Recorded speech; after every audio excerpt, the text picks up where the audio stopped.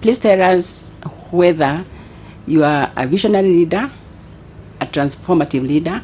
I know you may have mentioned some of that, but just focus on: are you visionary? Are you transformative? Thank you, Chair. I believe I am both.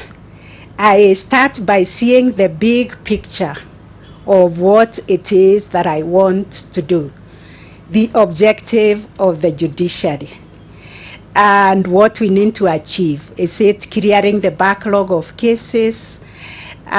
Is it ensuring that we have adequate resources to enable us do what it is that we have to do? So my leadership is situational, is consultative, is participatory, and throughout my life, the small nuggets I've given have been in leadership positions. From the Law Society Council member, I forgot to say I was also a member of the Council of the East Africa Law Society. In fact, it is my council that founded the East Africa Law Society when the community was also founded. So I was the inaugural treasurer and participated also in the community treaty document and in establishing the community bodies such as the East Africa Court of Justice. I've also served in the African Union as a commissioner between 2005 and 2010 when I was appointed by the heads of state, sitting at SIOT to represent Kenya as the commissioner at the African Committee on the Rights and Welfare of Children. So what I bring is regional expertise, leadership also in regional bodies, in local bodies. I was the chair of FINDA. I also have international experience, having worked with international bodies like the UNICEF, the UN. I am a certified human rights trainer by the International Institute for Justice that is headquartered in Malta. I'm also a recognized human rights trainer by the Commonwealth Secretariat, having authored for them the bench book manual on gender-based violence that is used to train judges and magistrates in East Africa. So in this office of the judiciary, I am a transformative leader because having participated in the transformation initiative by the Kenyans themselves to reform the constitution, to reform the law, to reform the justice institutions, and the work that I've done in the courts, in the family division as resident judge in Nakuru, resident judge in Kitare, starting the mobile courts, being the chairperson of the Kenya Magistrates and Judges Association, puts me in good stead because I have good strategic partnerships from inside, from the magistrates whom I have interacted with as their president, and also with the stakeholders. I've just completed a very good exercise, very delicate and very important, on preparing a report on the state of children in the administration of justice. That is the NCAJ, the National Council on the Administration of Justice Special Task Force on Children Matters, where we went around this country looking at the situation of children and making recommendations on what needed to be done, from the law reform, reviewing the Children Act, reviewing the practices, reviewing the procedures, and putting together all the policy documents that are needed to protect children. And for that, I was acknowledged by the UN, becoming the runner-up person of the year 2020. So I bring local, regional, international experience. Having described yourself as a visionary and transformative leader, could you summarize for us what you would consider to be your vision and transformative agenda for the judiciary over, say, the next 5 years?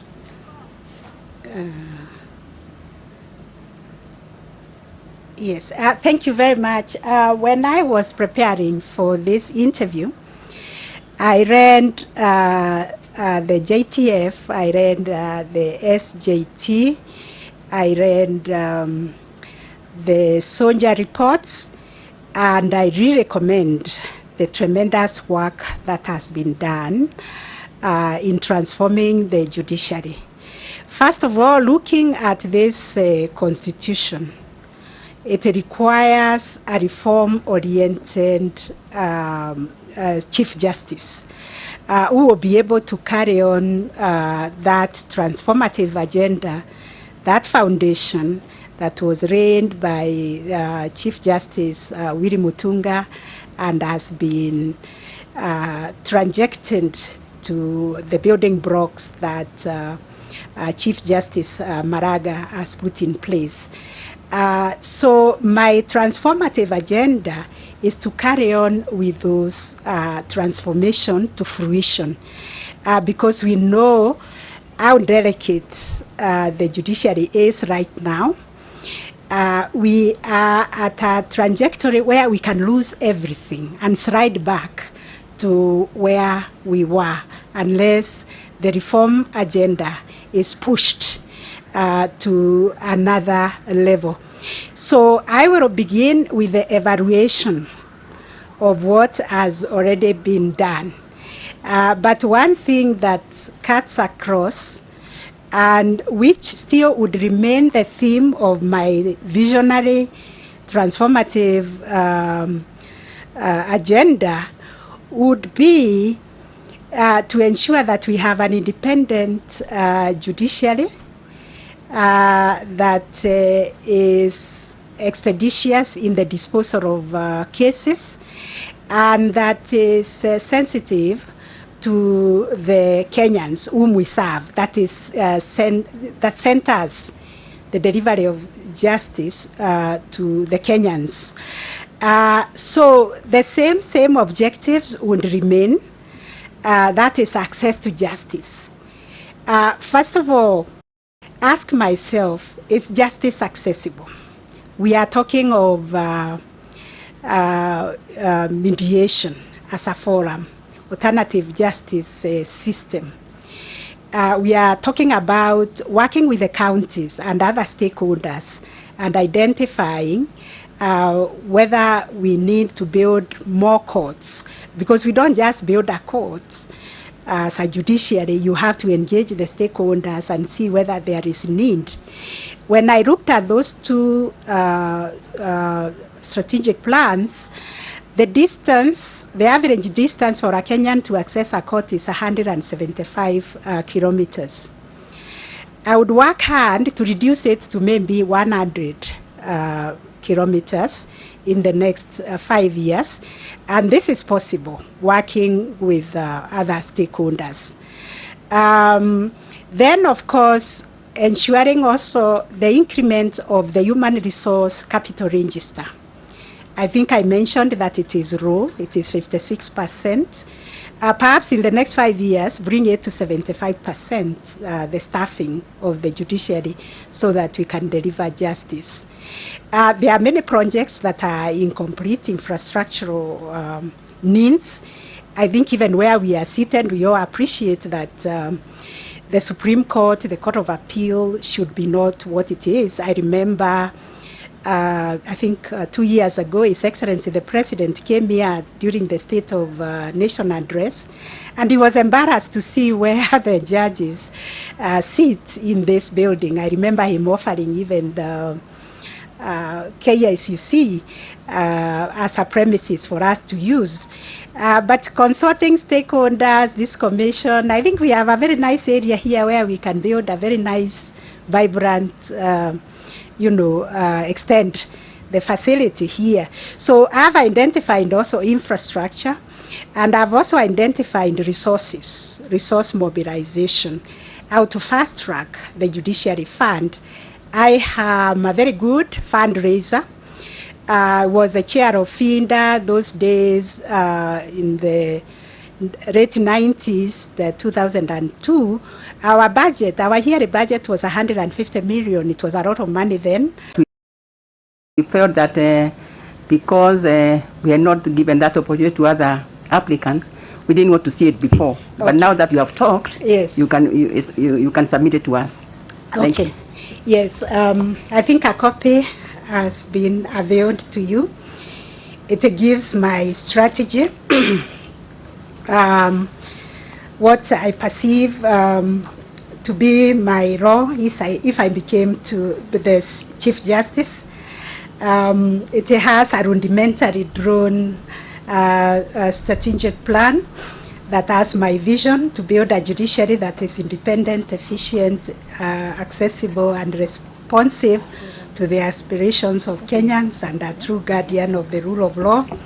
I put the objectives there, which I have discussed at length when I was answering questions, key objectives and deliverables, what I would do in financial management and support the independence of the judiciary, what I would do to build partnerships and enhance synergies in coordination, especially the NCAJ, which I see the collaborating body that brings all the stakeholders in the administration of justice to sharpen their skills in their service delivery, because justice is like a chain link.